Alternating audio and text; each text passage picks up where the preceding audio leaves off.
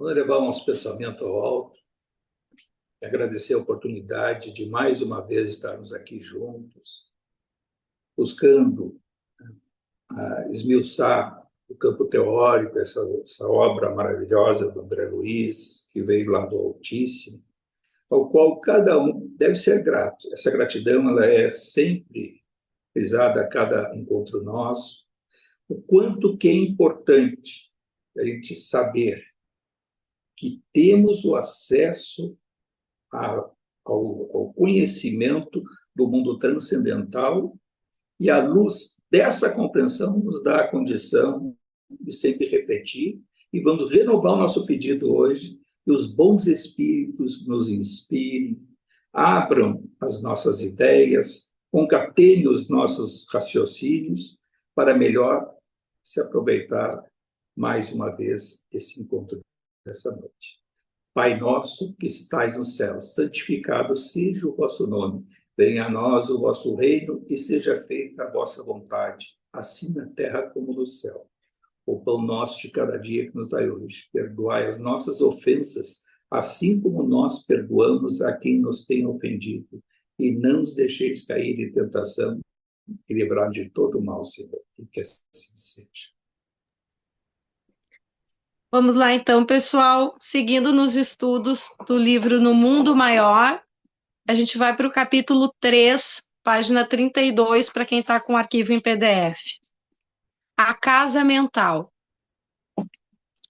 Retomando a companhia de Calderaro na manhã luminosa, absorvia-me o propósito de enriquecer noções pertinentes às manifestações da vida próxima à esfera física. Admitida a colônia espiritual, que me recebera com extremado carinho, conhecia de perto alguns instrutores e fiéis operários do bem.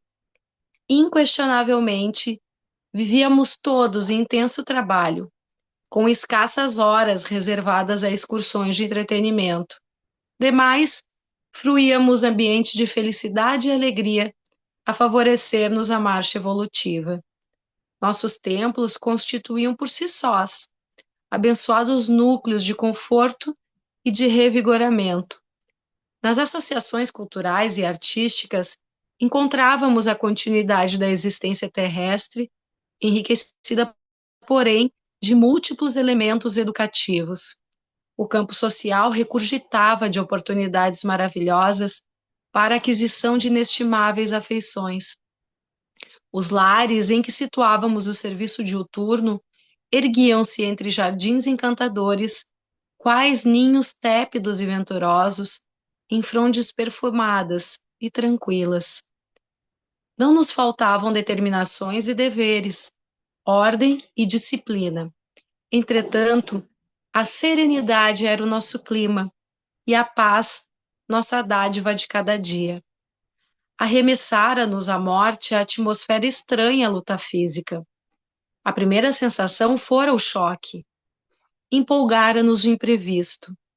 Continuávamos vivendo, apenas sem a máquina fisiológica, mas as novas condições de existência não significavam subtração da oportunidade de evolver. Os motivos de competição benéfica, as possibilidades de crescimento espiritual haviam lucrado infinitamente.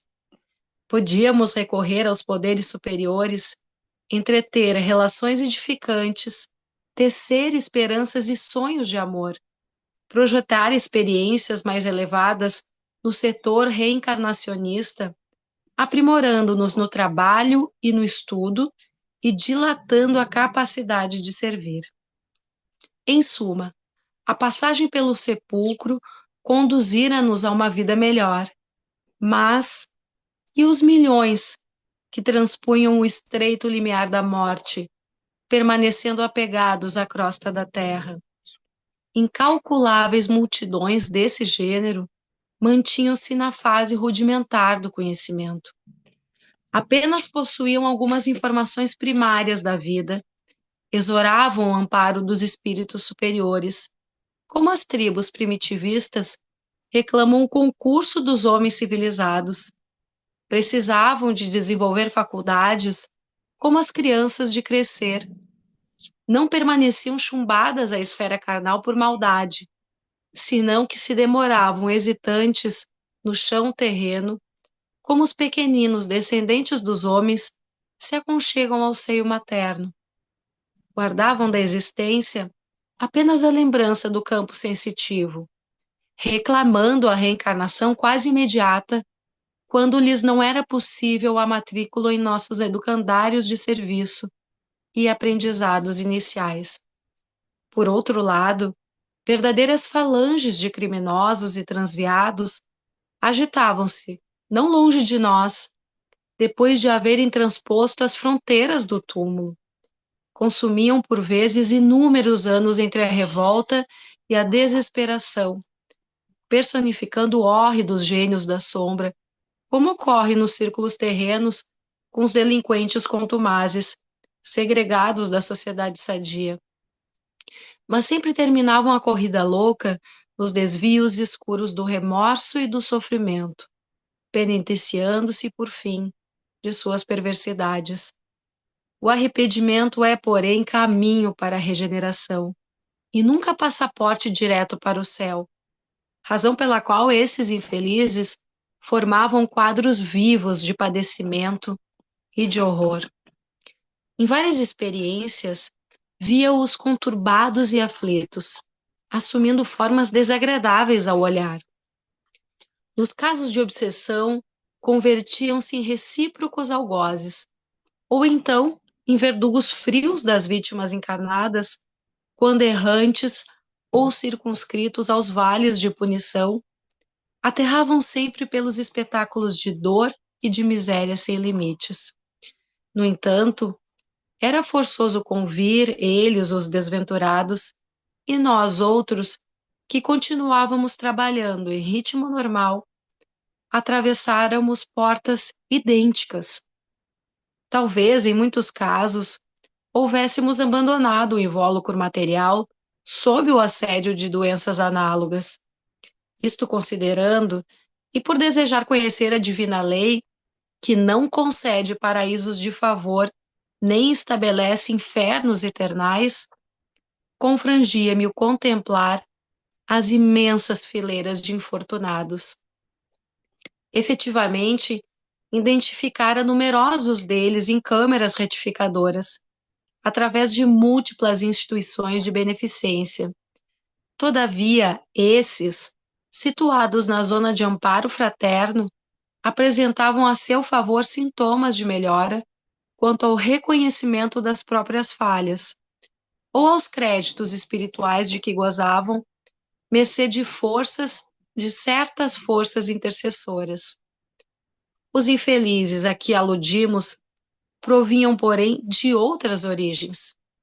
Eram os ignorantes, os revoltados, os perturbadores e os impenitentes, de alma impermeável às advertências edificantes, os infatuados e os vaidosos, dos mais vários matizes, perseverantes no mal, dissipadores da energia anímica, em atitudes perversas diante da vida. Meu contato com eles, em diversas ocasiões, fora simples encontro fortuito, sem maior significação para o meu esclarecimento. Por que motivo se demoravam tanto no hemisfério obscuro da incompreensão? Adiavam deliberadamente a recepção da luz? Não lhes doeria a condição de seres condenados por si mesmos a longas penas? Não experimentariam vergonha pela perda voluntária de tempo? Muita vez surpreendia-me a contemplá-los. Os traços fisionômicos de muitos desses desventurados pareciam um monstruoso desenho, provocando ironia e piedade. Que lei regeria a estereotipação de suas formas? Tê-los-ia olvidado a mãe natureza, pródiga de bênçãos em todos os planos, ou recebiam eles esses traços de apresentação pessoal como um castigo imposto por superiores desígnios? tais interrogações que me esfervilhavam no cérebro me punham aflito por viver a possibilidade que se me oferecia.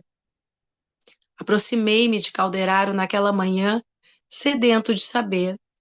Expus-lhe minhas indagações íntimas, relatei-lhe aos ouvidos tolerantes minha expectativa ansiosa, longamente sofreada. Pretendia conhecer os que se entretinham na maldade, no crime, na inconformação. Meu amigo escutou calmo, sorriu benevolamente, e começou por esclarecer. Antes de mais nada, André, modifiquemos o conceito.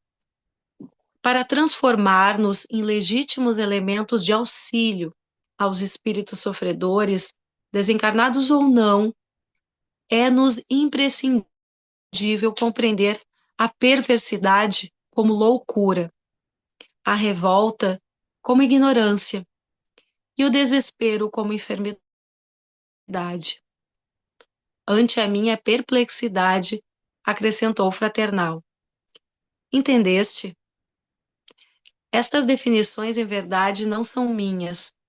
Aprendemo-las do Cristo, em seu trato divino com a nossa posição de inferioridade na crosta terrestre. Julguei que o instrutor se estendesse em longa exposição verbalista relativa ao assunto, trazendo referências preciosas e comentando experiências pessoais. Nada disto. Calderaro informou-me simplesmente. A cegueira do espírito é fruto da espessa ignorância em manifestações primárias ou do obnubilamento da razão nos estados de aviltamento do ser. Nosso interesse no socorro à mente desequilibrada é analisar este último aspecto da sombra que pesa sobre as almas. Assim sendo, faz-se mister saberes alguma coisa da loucura no âmbito da civilização.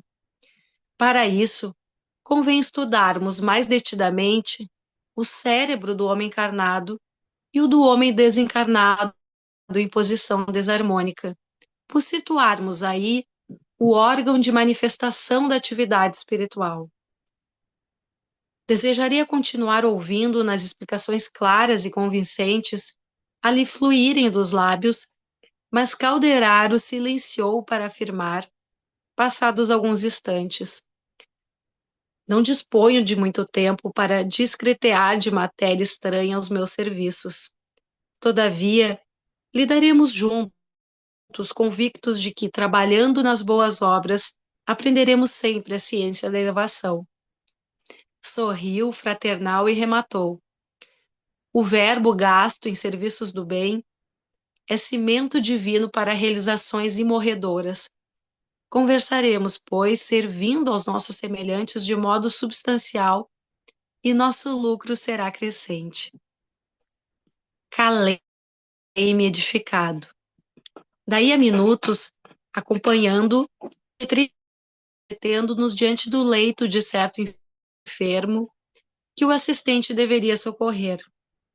Abatido e pálido, mantinha-se ele unido à deplorável entidade de nosso plano, em míseras condições de inferioridade e de sofrimento. O doente, embora quase imóvel, acusava forte tensão de nervos, sem perceber com os olhos físicos a presença do companheiro de sinistro aspecto. Pareciam visceralmente jungidos um ao outro, tal a abundância de fios tenuíssimos que mutuamente os entrelaçavam, desde o tórax à cabeça, pelo que se me afiguravam dois prisioneiros de uma rede fluídica. Pensamentos de um deles com certeza viveriam no cérebro do outro. Comoções e sentimentos seriam permutados entre ambos com matemática precisão. Espiritualmente estariam de contínuo, perfeitamente identificados entre si. Observara-lhes admirado o fluxo de comuns vibrações mentais. Dispunha-me a comentar o fenômeno quando Calderaro, percebendo minha intenção, se adiantou recomendando: examina o cérebro de nosso irmão encarnado. Concentrei-me na contemplação do delicado aparelho, centralizando toda a minha capacidade visual, de modo a analisá-lo interiormente. O envoltório craniano, ante meus poderes visuais intensificados, não apresentava resistência. Como reparara de outras vezes, ali estava o complicado departamento da produção mental, semelhando-se a laboratório dos mais complexos e menos acessíveis. As circunvoluções separadas entre si, reunidas em lobos, igualmente distanciadas uns dos outros pelas fissuras, davam-me a ideia de um aparelho elétrico, quase endevassado pelos homens.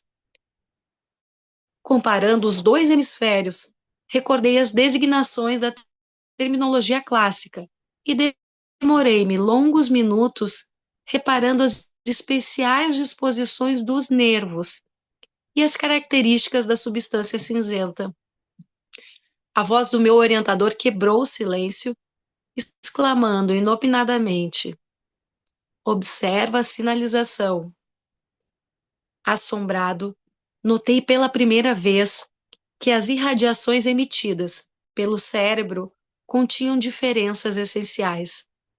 Cada centro motor assinalava-se com peculiaridades diversas, através das forças radiantes. Descobri surpreso que toda a província cerebral, pelos sinais luminosos, se dividia em 3 regiões distintas. Nos lobos frontais, as zonas de associação eram quase brilhantes. Do córtex motor até a extremidade da medula espinhal, a claridade diminuía, para tornar-se ainda mais fraca nos gânglios basais. Já despendi alguns minutos na contemplação das células nervosas, quando o assistente me aconselhou: examinaste o cérebro do companheiro que ainda se prende ao veículo denso. Observa agora o mesmo órgão no amigo desencarnado que o influencia de modo direto. A entidade, que não se dava conta de nossa presença em virtude do círculo de vibrações grosseiras em que se mantinha, fixava toda a atenção no doente, lembrando a sagacidade de um felino vigiando a presa. Observei-lhe estranha ferida na região torácica e dispunha-me a investigar-lhe a causa, sondando os pulmões, quando o caldeiraro me corrigiu sem afetação. Trataremos da chaga no trabalho de assistência. Concentra as possibilidades da visão no cérebro. Decorridos alguns minutos, concluí que a configuração das peças e o ritmo vibratório tinha sob os olhos 2 cérebros quase idênticos. Diferia o campo mental do desencarnado, revelando alguma superioridade no terreno da substância, que no corpo perispiritual era mais leve e menos obscura. Tive a impressão de que, se lavássemos por dentro o cérebro do amigo estirado no leito, escoimando-o de certos corpúsculos mais pesados, seria ele quase igual em essência ao da entidade que o mantinha sob exame. As divisões luminosas, porém, eram em tudo análogas. Mais luz nos lobos frontais, menos luz no córtex motor e quase nenhuma na medula espinhal, onde as irradiações se faziam difusas e opacas. Interrompi o estudo comparativo depois de acurada perquisição e fixei Calderário em silenciosa interrogativa. O prestimoso mentor argumentou sorridente: depois da morte física, o que há de mais surpreendente para nós é o reencontro da vida. Aqui aprendemos que o organismo perispíritico, que nos condiciona em matéria mais leve e mais plástica, após o sepulcro, é fruto igualmente do processo evolutivo. Não somos criações milagrosas, destinadas ao adorno de um paraíso de papelão. Somos filhos de Deus e herdeiros dos séculos, conquistando valores de experiência em experiência, de milênio a milênio. Não há favoritismo no templo universal do Eterno, e todas as forças da criação aperfeiçoam-se no infinito. A crisálida de consciência, que reside no cristal a rolar na corrente do rio, aí se acha em processo liberatório. As árvores, que por vezes se aprumam centenas de anos a suportar os golpes do inverno e acalentadas pelas carícias da primavera, estão conquistando a memória. A fêmea do tigre, lambendo os filhinhos recém-natos, aprende rudimentos do amor. O símio, guinchando, organiza a faculdade da palavra. Em verdade, Deus criou o mundo, mas nós nos conservamos ainda longe da obra completa. Os seres que habitam o universo ressumbrarão suor por muito tempo, a aprimorá-lo. Assim também a individualidade. Somos criação do Autor Divino e devemos aperfeiçoar-nos integralmente. O Eterno Pai estabeleceu como lei universal que seja a perfeição obra de cooperativismo entre ele e nós, os seus filhos. O mentor silenciou por instantes, sem que me acudisse ânimo suficiente para trazer qualquer comentário aos seus elevados conceitos. Logo após, indicou-me a medula espinhal e continuou. Creio ociosa qualquer alusão aos trabalhos primordiais do nosso longo drama de vida evolutiva. Desde a ameba na tépida água do mar até o homem, vimos lutando, aprendendo e selecionando invariavelmente.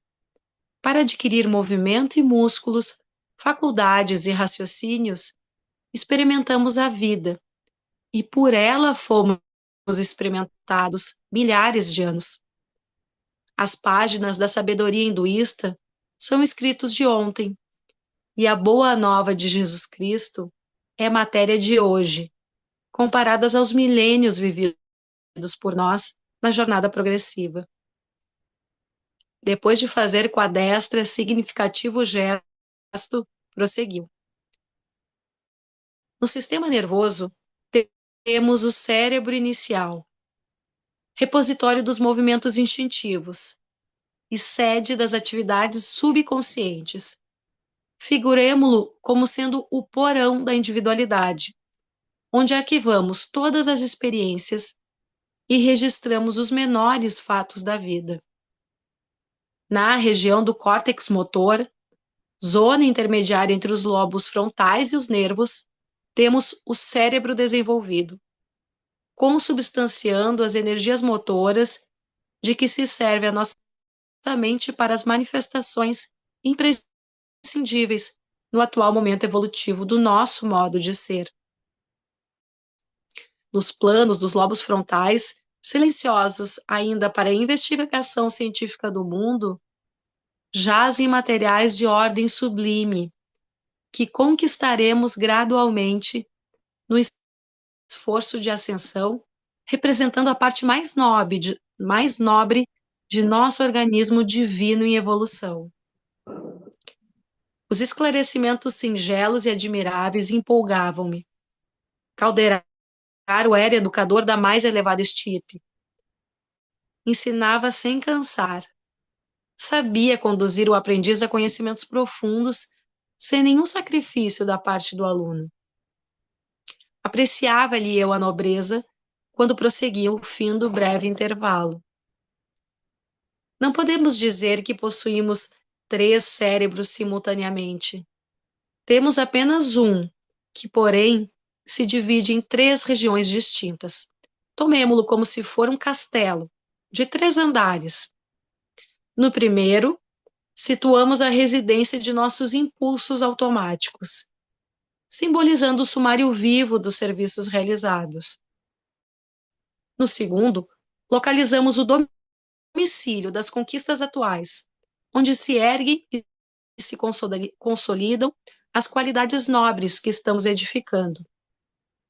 No terceiro, temos a casa das noções superiores, indicando as eminências que nos cumprem atingir.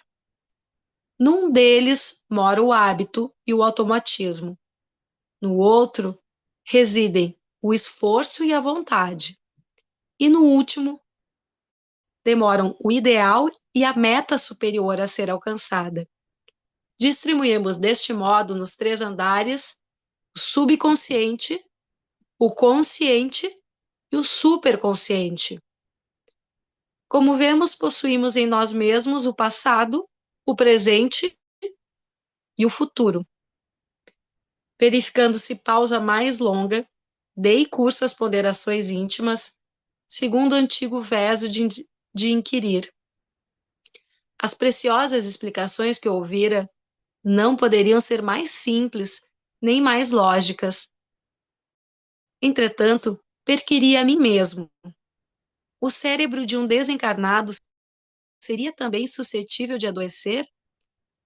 Sabia eu que a substância cinzenta no mundo carnal podia ser acometida pelos tumores, pelo amolecimento, pela hemorragia, mas na esfera nova a que a morte me conduzira, que fenômenos mórbidos assediariam a mente? Calderaro registrou minhas indagações e esclareceu. Não discutiremos aqui as moléstias físicas propriamente ditas. Quem acompanha, como nós, desde muito tempo, o ministério dos psiquiatras verdadeiramente consagrados ao bem do próximo, conhece a saciedade que todos os títulos de gratidão humana permanecem inexpressivos ante o apostolado de um Paul Broca, que identificou a enfermidade do centro da palavra, ou de um Wagner Jauregui, que se dedicou à cura da paralisia, em perseguição ao espiroqueta da sífilis, até encontrá-lo no recesso da matéria cinzenta, perturbando as zonas motoras. Diante de fenômenos como estes, é compreensível a quebra da harmonia cerebral em consequência de compulsoriamente se arredarem das aglutinações celulares do campo fisiológico os princípios do corpo perispiritual. Essas aglutinações ficam, então, desordenadas em sua estrutura e atividades normais, qual acontece ao violino incapacitado para a execução perfeita de um trecho melódico, por trazer uma ou 2 cordas desafinadas. Não devemos nem podemos ignorar as leis que regem os domínios da forma. Daí a impossibilidade de querermos psicologia equilibrada sem fisiologia harmoniosa na esfera da ciência humana. Isto é caso pacífico. Referir-nos-emos tão só às manifestações espirituais em sua essência. Indaga se a mente desencarnada pode adoecer? Que pergunta! Cuidas que a maldade deliberada não seja moléstia da alma? Que o ódio não constitua morbo terrível? Supões, porventura, não haja vermes mentais da tristeza e da inconformação? Embora tenhamos a felicidade de agir num corpo mais sutil e mais leve, graças à natureza de nossos pensamentos e aspirações, já distantes das zonas grosseiras da vida que deixamos, não possuímos ainda o cérebro dos anjos. Constituí-nos incessante trabalho a conservação de nossa forma atual, a caminho de conquistas mais alcançanduradas. Não podemos descansar nos processos iluminativos. Cumpre-nos purificar sempre, selecionar pendores e joerar concepções, de modo a não interromper a marcha.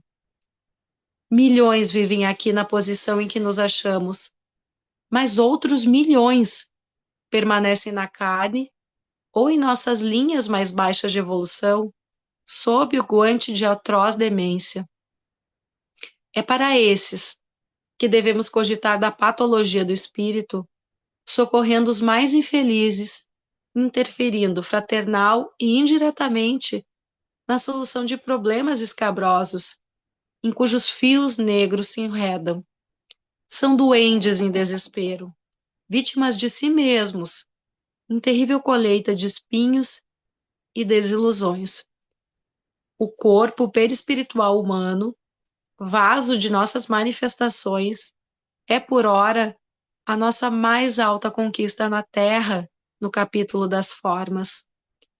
Para as almas esclarecidas, já iluminadas de redentora luz, representa ele uma ponte para o campo superior da vida eterna, ainda não atingido por nós mesmos. Para os espíritos vulgares, é a restrição indispensável e justa. Para as consciências culpadas, é cadeia intraduzível, pois, além do mais, registra os erros cometidos, guardando-os com todas as particularidades vivas dos negros momentos da queda. O gênero de vida de cada um, no invólucro carnal, determina a densidade do organismo perispíritico após a perda do corpo denso. Ora, o cérebro é o instrumento que traduz a mente, manancial de nossos pensamentos. Através deles, pois, unimos-nos à luz ou à treva, ao bem ou ao mal. Percebendo minha atenção com que lhe seguia os preciosos esclarecimentos, Calderaro sorriu significativamente e perguntou: compreendeste? Indicando os 2 sofredores ao nosso lado, prosseguiu: examinamos aqui 2 enfermos, um na carne, outro fora dela. Ambos trazem o cérebro intoxicado, sintonizando-se absolutamente um com o outro. Espiritualmente, rolaram do 3º andar, onde situamos as concepções superiores, e entregando-se ao relaxamento da vontade, deixaram de acolher-se no 2º andar, sede do esforço próprio, perdendo valiosa oportunidade de reerguer-se. Caíram destarte na esfera dos impulsos instintivos, onde se arquivam todas as experiências da animalidade anterior. Ambos detestam a vida, odeiam-se reciprocamente, desesperam-se, asilam em ideias de tormento, de aflição, de vingança. Em suma, estão loucos. Embora o mundo lhes não vislumbre o supremo desequilíbrio, que se verifica no íntimo da organização perispiritual.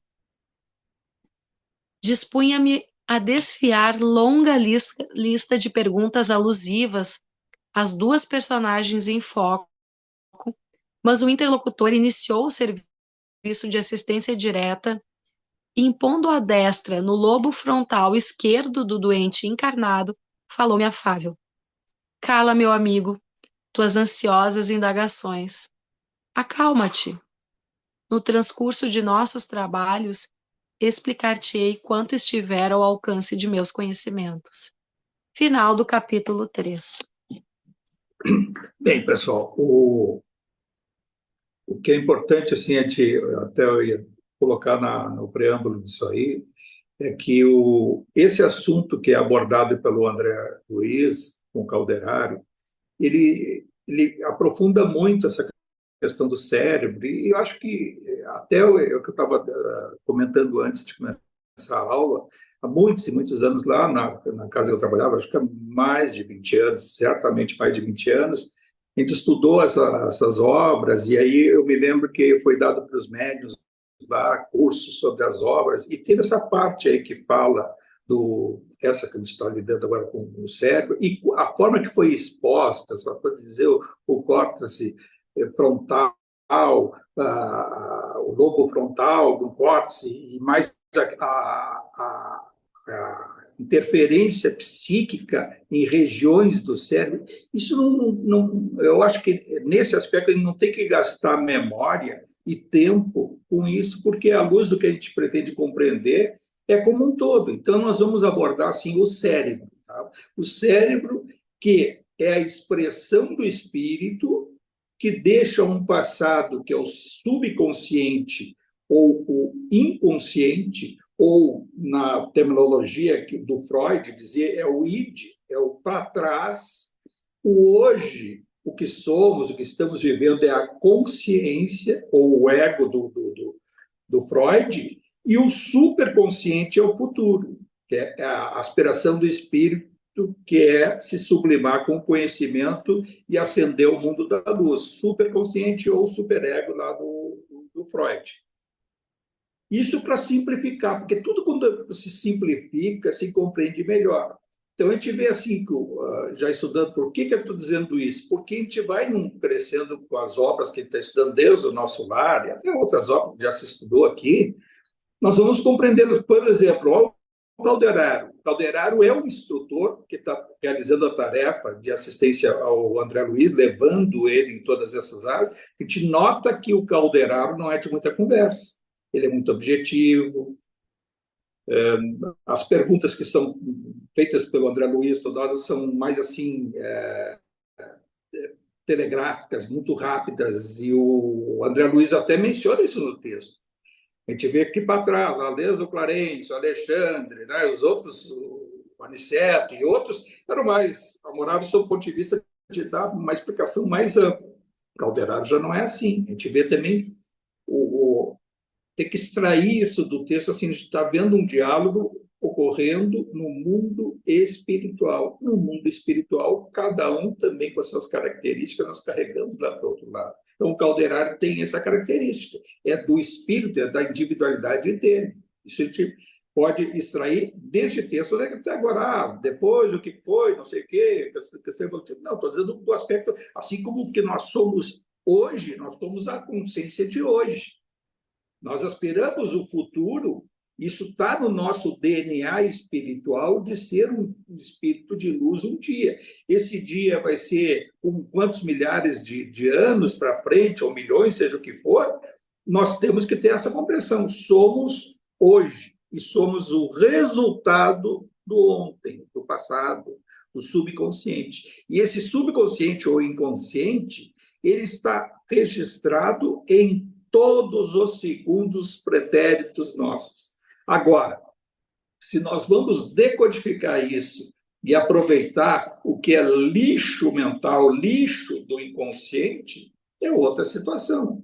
Então, essa compreensão a gente tem que ter. Então, o André Luiz, médico, com o Calderaro, experiente, né, com um conhecimento bem mais amplo. E aí a gente pode até avançar numa outra questão que eu lembro assim, que até houve uma dúvida, que me perguntaram assim, um tempo atrás, porque eu mencionei dizendo que as obras do André Luiz, elas tinham sido arquitetadas, né, planejadas no mundo da luz, né, dos espíritos crísticos, e até com a anuência de Jesus e tudo. E aí vai dizer assim, tá, mas então a obra estava pronta, ele foi simplesmente o médico? Não. A situação que foi arquitetada pelo mundo da luz é que, em determinada situação derivada da codificação, que já também foi planejada, arquitetada pelo mundo da luz, e que o Kardec foi um dos mensageiros encarnados, entre outros espíritos que estiveram junto com ele, e outros médios encarnados, e assim sucessivamente, todos tiveram um planejamento que foi elaborado pelo mundo da luz e que não tinha consciência plena do que estavam realizando. E o André Luiz, da mesma forma. O plano de esmiuçar a doutrina espírita, o Pentateuco do Kardec, através de várias obras que foram a chamada coleção André Luiz, não é que foi dado para ele a forma romanceada, esse viver, a experiência que ele relata ali, e os personagens, e aí as impressões dele como médico, mas estava na arquitetura do plano da luz, que teria que ter obras para descrever o mundo espiritual, o duplo superior da crosta terrestre, o nosso lar, por exemplo, e aí as inserções do mundo espiritual, além do nosso lar, com o mundo da crosta terrestre, os mensageiros, e assim o processo todo de planejamento da experiência futura, através da reencarnação, que se viu lá nos missionários da luz, e assim sucessivamente as obras como nós chegamos até hoje. A arquitetura, como um todo, foi elaborada pelo mundo da luz. E aí, quem foi o personagem que se encaixou à tarefa? Foi o André Luiz. E aí, mais uma situação a gente pode pensar. O André Luiz, que era o cientista Carlos Chagas, ele desencarnou, morreu em 1934. No Rio de Janeiro, ele era o cientista Carlos Chagas, que foi o maior estudo que até hoje foi feito, que a doença de Chagas, foi ele que descobriu. Ele fez um estudo esmiuçado de toda a intervenção do parasita Trypanosoma cruzi, que é o causador da doença chamada de Chagas. Né? Então, e ele, através desse estudo todo, foi o que individualizou a influência das bactérias, dos vírus, e ele é que teve a inspiração. No Rio de Janeiro, até hoje, são os estudos científicos, muitos são baseados nos estudos de Carlos Chagas. E ele morreu com 55 anos, né, em 1934. E teve aquilo, que não vou recapitular aqui, do nosso lar que a gente viu, que então foi atraído para essas áreas das sombras, ele buscou a sua própria identidade lá do outro lado, e se achando cientista, né, o médico, o homem que era respeitado, e lá só via sombras e tudo, e se sabe que teria ficado nessas áreas de sombra por volta de 7 anos, 7 um pouquinho mais, que aí houve o resgate do Clarencio, através do pedido da mãe dele e tal, toda aquela história que sabe do nosso lado, nós não vamos avançar nisso. Agora, por que o André Luiz, da forma que a gente já estudou, aquele espírito que esteja do outro lado e que não tem muito o que fazer lá, porque está remoendo, está com um remorso dos seus erros, equívocos, e está pensando de uma forma muito negativa, é atraído o processo de reencarnação. Poderia ter sido com o André Luiz. Por que não foi? Porque o Clarencio, né, o mundo da luz, os espíritos superiores, sabiam que ali tinha um potencial e que ele, com algum despertar de consciência, como ele teve, né, lembra que várias vezes se falou, foi quando, depois de tanto ele rastejar lá embaixo, e se sentir coisa, e ele parou exausto e passou a se lembrar da mãe dele. Olha só, a mãe dele já estava tentando várias vezes se aproximar, e ele se lembrou dos momentos em que a mãe dele, ele com uns 12, 13 anos, rezava com ele antes de dormir, e ele se lembrou daquela oração, foi até a oração a Maria, então Ave Maria e tal, ele rezando, e aí ele percebeu que se aliviava com essa oração.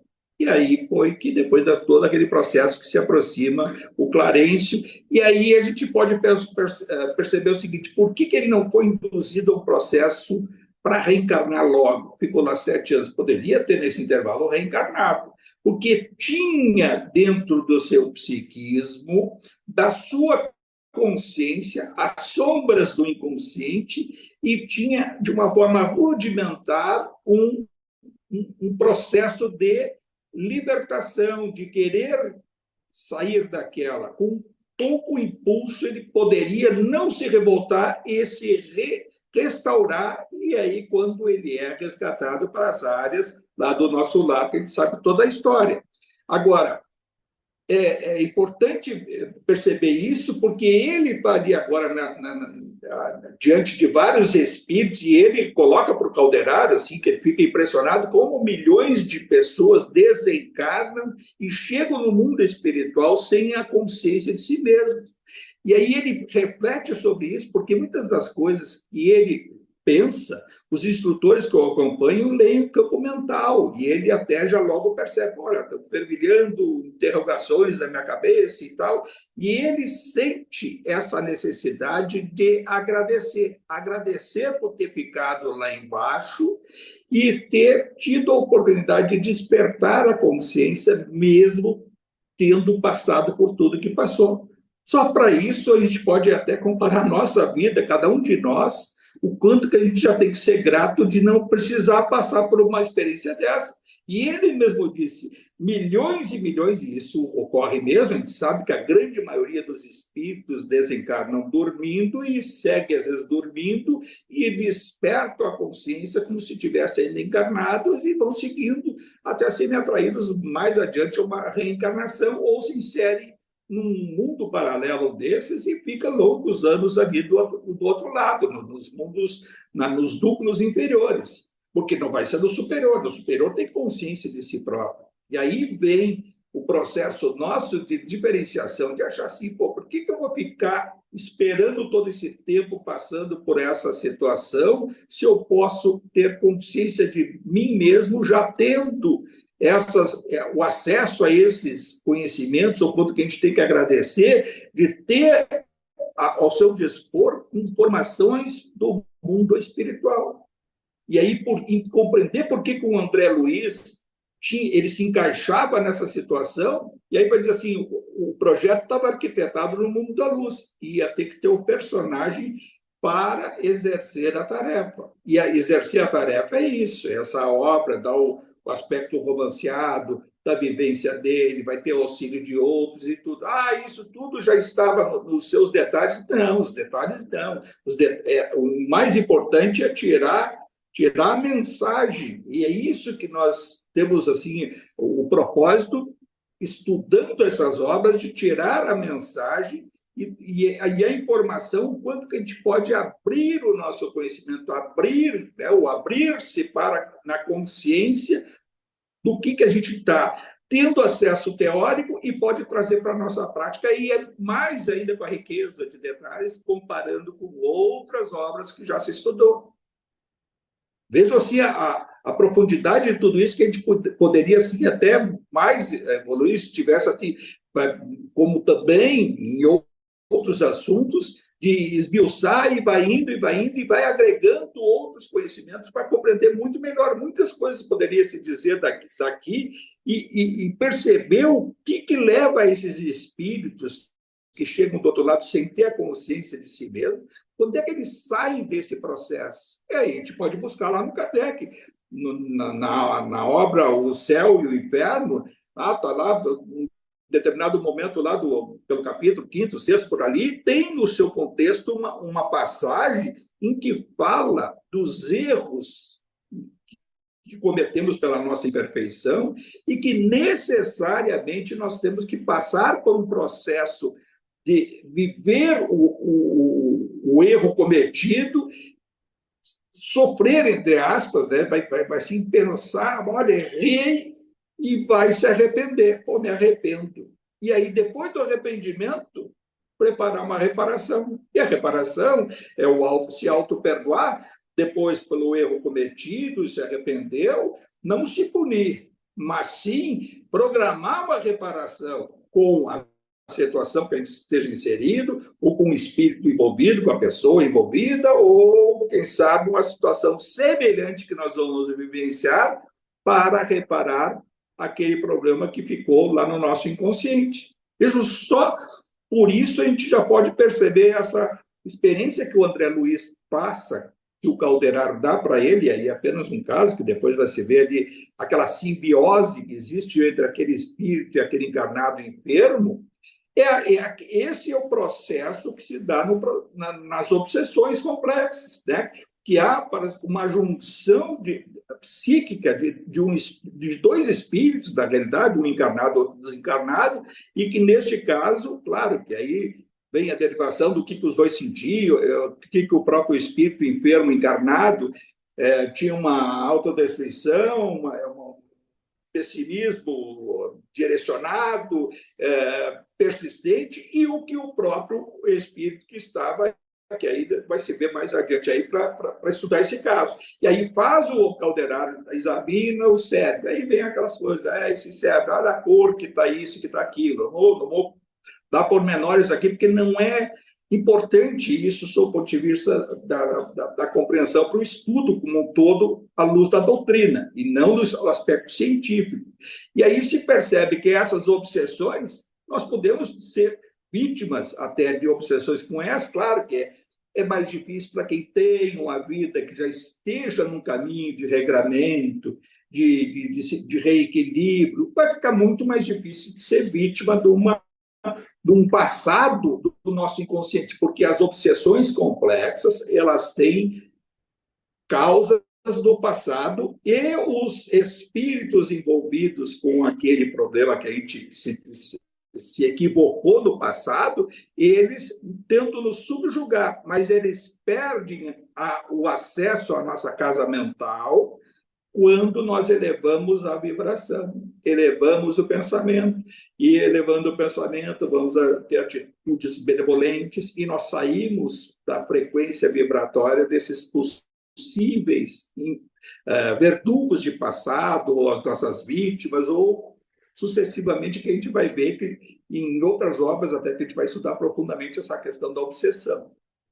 Muito interessante quando se pega esse aspecto como um todo para perceber como é que o processo obsessivo se dá. E quando se na prática, lá na casa, então a sessão de limpeza, de desobsessão, de retirar espíritos, como já se estudou, né, já se viu nas outras obras, lá, mencionamos várias vezes como é que se dá, o espírito que se aproxima e vem, tenta interferir, e a recaída, porque aí a gente tem um propósito, quando está passando por esse processo, e há um processo de libertação esporádico, sob o ponto de vista assim, até do tempo, vai um tempo que o espírito se afasta, ele vai tentar uma nova intervenção, aguardando uma recaída nossa. Que recaída é essa? Quando a gente baixa a vibração, aí vai sentir novamente uma determinada raiva, um determinado desconforto, vai dar uma revolta, uma angústia persistente, né? E aí vai indo com essa faixa vibratória melancólica, e nós somos, mais uma vez, a presa fácil de ser atingida pelos nossos algozes.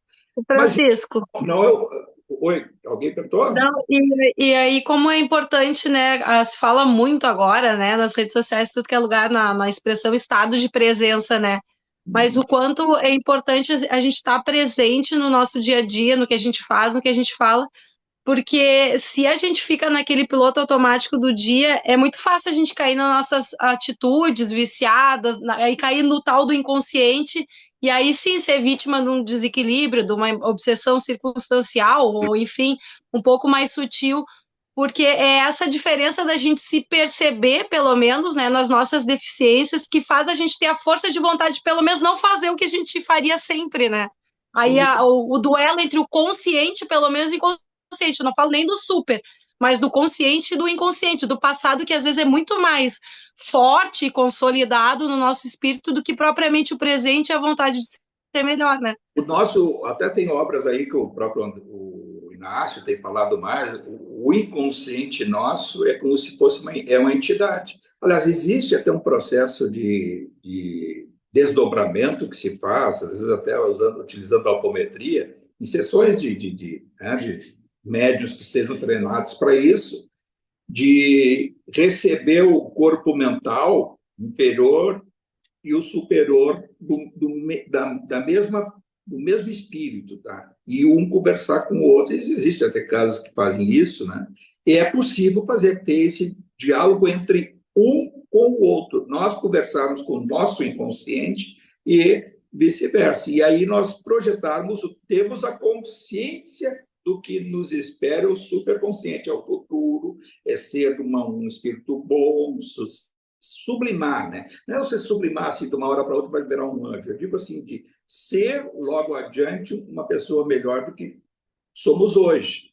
E perceber os nossos impulsos de passado e melhor compreender, porque quando a gente convive com as pessoas e o que nos irrita, e sempre a gente diz o que mais nos irrita nos outros, são erros pretéritos nossos que nós temos um impulso de rechaçar, de repelir. E aí nós temos as nossas antipatias com determinadas situações no nosso ambiente. Então, que facilmente alguém, um familiar, um colega, uma convivência social, coisas que nos irritam profundamente nos outros, muitas vezes têm a causa no nosso inconsciente, no nosso passado.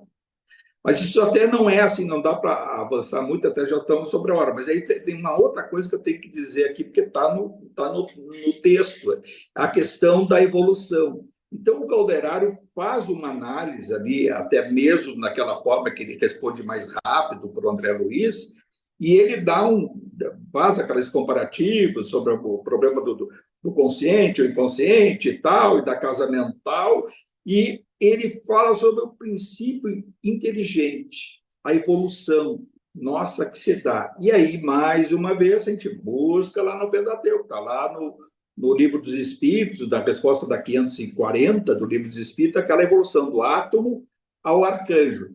Mas para a gente compreender melhor, e aí eu estou dizendo assim, que sempre eu tenho dificuldade de coisas que eu não compreendia, e aí com o tempo até vai abrindo a nossa compreender a evolução. E quando nós falamos da evolução, o mineral ao vegetal, ao animal que vai se individualizar e mais adiante no ser humano, o nominal, né? E depois do arcanjo, que é a sublimação. Agora, o princípio inteligente ele está presente em todas as coisas do universo. É um princípio inteligente que é do átomo. Então, ali o átomo é uma expressão, a menor partícula, e aí existe a menor partícula que o próprio átomo, ele está presente em todas as situações do universo. E esse princípio, ele tem sempre um comando, como nós temos, de acender o mundo da luz. E ele, à luz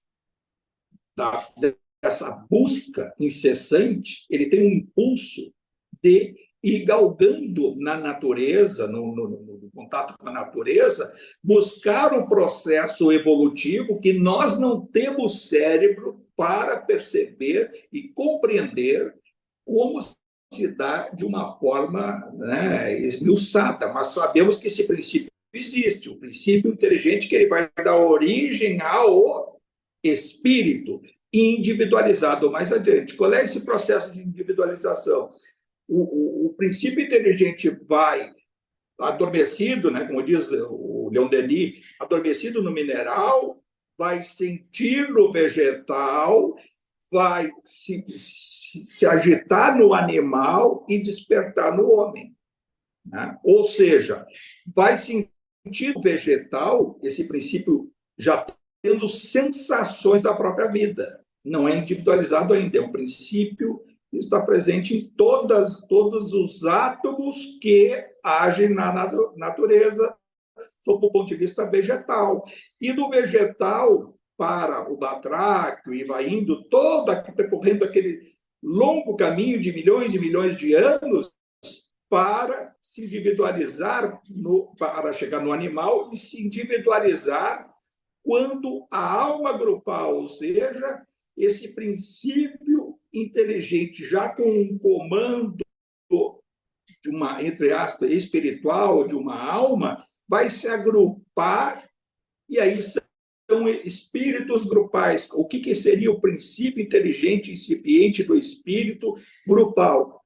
Os insetos, né? Várias categorias da natureza dos animais. Por que ele é grupal? Eles agem em grupos e o comando que é dado a um atinge aquele grupo. E aí se falou várias vezes, por que os insetos, essas pragas, praga não vai dizer praga, né? Mas essas coisas assim que causam para a natureza determinado processo, e aí é que não vem a minha compreensão quando chego no reino animal. Eu, sinceramente, não compreendia muito essa questão, ainda não tenho assim, muito claro essa questão de Deus e o reino, a bondade divina, e no reino animal a autodestruição. Eu moro aqui num ambiente, né, de reserva ambiental, tem ali capivaras embaixo, aqui que eu aprendi que pato metido a ganso, os gansos convivem com o pato e o pato aproveita que o ganso ele desperta, fica quando alguém se aproxima, e o pato vai junto porque ele vai na onda do outro, pato metido a ganso. É aqui que eu aprendi isso. mas eu vejo que tem muito passarinho, tem lagartão aqui que chega aqui do lado, e agora que eu não tenho mais o cachorro, eu tenho os gatos do mato. E aí dou alimento para eles, então já tem uma ração do outro, 3, 4 vezes por dia. Então, aí analisando assim, friamente, olhando a natureza, eu vejo assim, aí tem os passarinhos que vêm aqui, tá? E aí se acasalo ali, se vê uns só preocupados em violentar o outro, assim, não quer comer tanto, mas quer tirar os outros, e aí da pouquinho cai a ração no chão, a pista, aquelas coisas que se bota ali, e vem o lagarto, aí o lagarto está esperando que tenha alguém, alguma coisa, que a comida, claro, que eu acabo botando para ele, chega ali perto, o lagarto é um grande, parece um jacarezinho. E aí, o que acontece? O gato do mato vem e fica, mesmo comendo a ração que eu dou, está esperando para atacar o passarinho. Várias vezes pegou no ar passarinhos que estão ali comendo, ele fica eles ficam de tocar e espera e pega o passarinho. Aí, olhando assim, sobre esse aspecto da violência, da dor, aí tem os passarinhos, por exemplo, o sabiá, que fez aqui um ninho várias vezes, tem um aqui, outro lá, e que eu acompanhando ali, pô, tá fazendo um motorinho, botou os ovos ali. A sabiá está ali chocando os ovos, nasce o bichinho, e vem um pássaro bonito num sábado, um tucano, e vem, come os filhotinhos, os sabiazinhos que estavam nascidos. Ou o outro, as araras que vêm e roubam come o ovo que ainda está sendo chocado.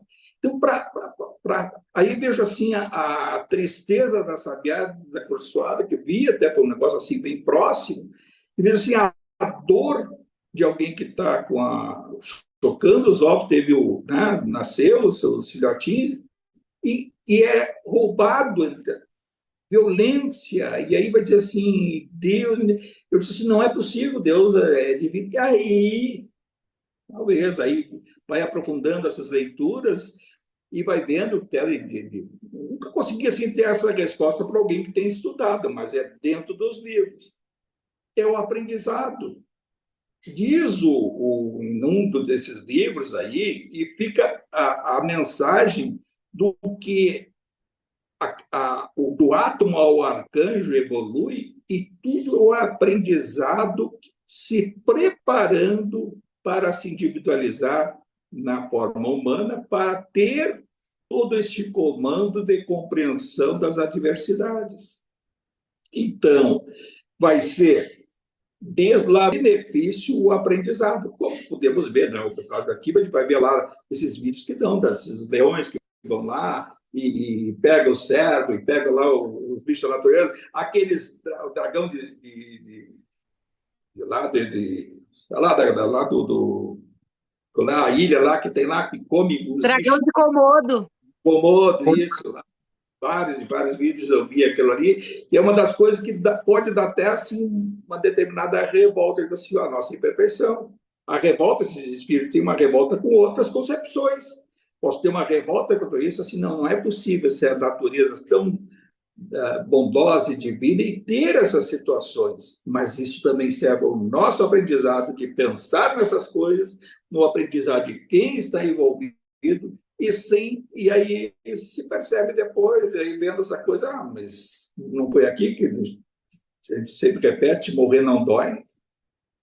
Isso tudo é uma concepção de quem vê, quem vivencia, vai acumulando uma determinada dor de experiência. Nós não temos perdas, as perdas dos nossos afetos que desencarnam, e aí vai dizer assim, não, mas desencarnar não dói, e quando nós vamos na hora certa é uma coisa boa, mas para quem fica é a dor da, entre aspas, perda. É difícil, aí vai dizer para alguém, né? Mas é necessário que a gente está num estágio de estudar e pensar sobre essas coisas. Eu estava assim, analisando essa, que eu estou dando um exemplo aí, só essa questão dos passarinhos ali, das coisas, porque às vezes fico olhando a natureza e fico assim, não é possível, isso aí tem um algo a mais e é função nossa. Colocar o nosso cérebro em contato com essa reflexão, e aí provavelmente até a ajuda dos amigos espirituais, que tem uma compreensão bem melhor e maior, de nos dar intuitivamente um caminho de compreensão melhor da vida, e não levar para esse lado da revolta, não dessa, isso é uma coisa que eu não aceito. Tinha alguns momentos, realmente, eu não encontrei essa resposta nunca objetivamente em livros, nunca vi alguém falar, mas pegando essa experiência que eles dizem assim, dessa evolução, hoje estava o Calderaro aí dizendo, dessa evolução que nós vamos vivenciando, desde lá, como está do átomo ao arcanjo, então, simplesmente passe, não, passe um longo caminho, e é esse, e ele dá até ali a experiência da crisálida, né, que vai ter do sol, que vai receber as energias, e vai tendo ali essa convivência, vai aprender a despertar para o amor. Então, é aquela percepção do sabiazinho que perdeu a lei do seu filhote, que é devorada pelo tucano, que vem com essa função instintiva de querer, para ele aquilo ali é uma iguaria, e aí se alimenta daquilo ali, e a dor de quem passa alguns minutos e certamente já está passando, mas não tem, ninguém está desamparado. O mundo como um todo, do átomo ao arcanjo, jamais está desamparado sem a conexão e a complexa do divino. Todos nós estamos inseridos nisso. Por isso que isso facilita para nós a paz interior, o conforto e o consolo. E por isso é o Consolador. Por que a doutrina, é o Consolador que prometeu João, recebeu e viu Jesus dizendo, vou mandar o Consolador. Esse é o Consolador por quê? Porque nos dá a ferramenta de poder pensar um pouco mais sobre isso e se confortar, porque isso conforta, olhar assim, a natureza é assim, tá? E aí tem o outro, aí sofre, então, porque... Bom, aí já vem aquela coisa da pobreza daquele, assim, espiritual, daquele que já não acredita no mundo espiritual, e aí não acredita em outras vidas, então, por que um é tetraplégico e está lá numa esquina pedinte, o outro isso e aquilo, as doenças, aquele que nasce com uma determinada deformação, por quê? A resposta do porquê que tem essa oportunidade evolutiva passando por tudo isso, aí nessas ferramentas que a gente estudando e aprofundando à luz do quê?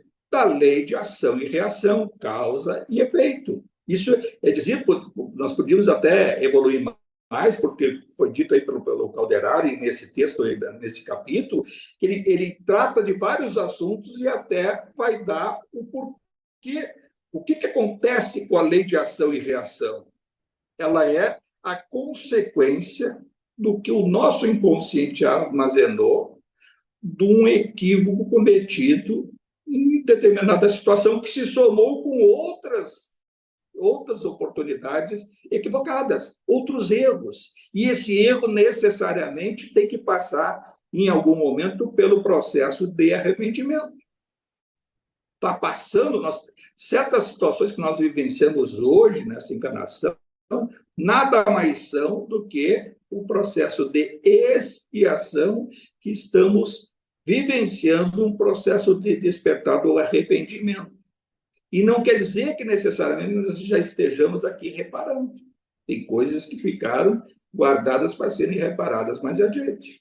Agora, hoje, as dificuldades que nós passamos, as situações adversas na nossa saúde, em situações até materiais, alguma coisa, nada mais são do que oportunidades de reparação que nós estamos guardados no nosso inconsciente. Aí pode pensar e até dizer que várias vezes, então seria bom saber. Não, seria bom compreender. Não precisa saber objetivamente o que aconteceu no passado, o que quis compreender que certamente o que nós estamos vivenciando hoje, o que se torna um obstáculo, nós temos que contornar com a resignação, de procurar compreender e saber, olha, não é de graça. Convivência difícil com esse, com aquele, ou determinada dificuldade disso, daquilo. A lei ela é perfeita. Ação e reação, que é a de causa e efeito, a causa do passado não precisa ser nem deve ser revelada, porque isso atormenta o espírito, mas compreender que não é usar aquela expressão que alguns espíritas usam, pega a tua cruz e vai. Não, não pega cruz nenhuma. Não tem cruz para pegar, tem que compreender e tocar para frente. Tocar olhando pelo superconsciente ao futuro. Tá? Viver o hoje, tendo compreensão de coisas adversas, nós temos que dar energia, buscar força no nosso espírito, na nossa individualidade, e ter a humildade de pedir ajuda é a força da oração. E as coisas que nos atormentam, que vêm ao nosso consciente e que nós não compreendemos bem, se auto-perdoar. Olha, o que eu fiz está feito, não vai mudar mais. Nós podemos mudar o futuro. Nós podemos reescrever, é só o futuro que diz assim, tá no superconsciente, vai acontecer. Não, nós podemos reescrever esse passado, dando novas atitudes benevolentes em direção ao futuro. E, mais uma vez, se não for isso, pouco vale, às vezes, esses estudos nossos e outras coisas que poderia ser falado, até da citação que ele faz ali dos cientistas, aquele ali, porque eu gosto muito quando eu leio e releio, né, esses livros e vejo assim, hoje eu procurei desses dois cientistas que ele cita, aí, o Paul Broca e o outro, aquele, o Wagner. Um é o que estudou, bom, aí vai avançar muito aqui o horário, vai ficar muita coisa, mas aí eu procuro sempre assim, busca na internet quem não foi, para ver se insere. E aí, depois que eu estava pensando no que eu li sobre esses dois, eu estava pensando no próprio Carlos Chagas, que é o André Luiz. Um deles foi o que estudou a CIPRES no 4º estágio, e eu me lembrei que o André Luiz, uma das coisas que ele foi chamado de suicida lá no nosso lar, quando ele foi resgatado lá do umbral, e ele é recebido nas câmaras de retificação, e ali é feito, lembra, a anamnese que é feita dele ali, e ele diz, não, esse foi suicídio inconsciente pela sífilis que ele pegou. E aí um desses cientistas é o que desenvolveu estudos para a questão do cérebro, que a sífilis, no 4º estágio, ela atinge o cérebro e deixa a pessoa realmente louca. São esses maltrapilhos, às vezes, que a gente vê pela rua, que tem uma mania de grandeza e que são absolutamente maltrapilhos mesmo, se veste e acumulam lixo e coisas. Tem muitos por aí, né?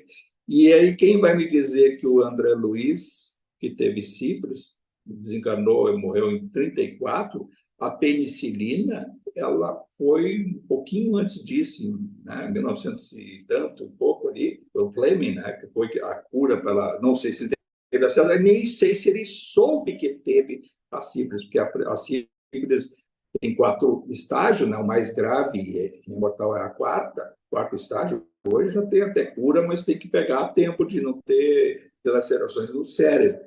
Então, a primeira é a infecção, que aparentemente aparece 1 a 2 semanas. A segunda vai ser a manifestação do sangue, que aí é feito o exame de sangue. A terceira, ela se recolhe e vai ter as manchas na pele, perde cabelo e tudo, mas também se recolhe depois. E quando não é curada, não toma penicilina, que tem essas bezetacil e outras coisas aí que se toma. E aí essa do 4º estágio, ela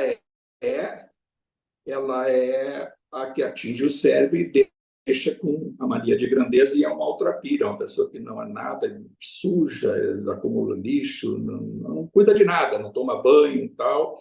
Essa é o 4º estágio da sífilis. E esse, um desses cientistas que ele cita, aí, o Wagner, aquele segundo ali que ele cita ali, é o que estudou isso à luz do cérebro. O primeiro, aquele, o Broca, foi o que estudou a linguagem, que ele descobriu que o cérebro tinha, em determinada localização, tem a origem na expressão da linguagem, como se fala, como é que né, a expressão da comunicação pela linguagem tem determinada localização no cérebro. Até que tem pessoas que têm problema nessa região e têm problema de expressão, e assim sucessivamente. Tudo isso em 1947. A ciência ainda vai estudar muito essas obras, porque essas obras elas são a expressão mais ampla do sentido da própria vida, A arquitetura foi feita no mundo da luz. Os personagens designados são eles, entre Luiz. O sol passou bastante do horário, então nós vamos encerrar. Nada melhor e sempre renovar a gratidão. A gratidão aos amigos espirituais, esses espíritos que sempre se aproximam de cada um de nós, nos dando a inspiração, a capacidade de reflexão. A eles nós pedimos até a licença de externar, através do nosso pensamento, uma energia para o nosso mundo, a nossa civilização humana. A todos aqueles que convivem junto conosco no meio social, as nossas famílias, e a cada um de nós, aspirando do fluido cósmico universal, com o comando de Jesus e seus mensageiros, que possam inspirar cada célula nossa, cada átomo que esteja presente no nosso organismo, e que essas células agrupadas com os nossos órgãos, revitalizados, e possam dar a grande oportunidade de seguirmos adiante com a tarefa que foi designado a cada um, para seguir adiante, tendo a inspiração do alto para enfrentar as vicissitudes que estão presentes no nosso consciente e que nos espera a nossa superconsciência, compartilhando do pensamento perfeito da energia divina. Pai nosso que estais no céu, santificado seja o vosso nome. Venha a nós o vosso reino e seja feita a vossa vontade, assim na terra como no céu. O pão nosso de cada dia nos dai hoje, perdoai as nossas ofensas, assim como nós perdoamos a quem nos tem ofendido. E não os deixeis cair em tentação e livrar-nos de todo mal, Senhor. Que assim seja.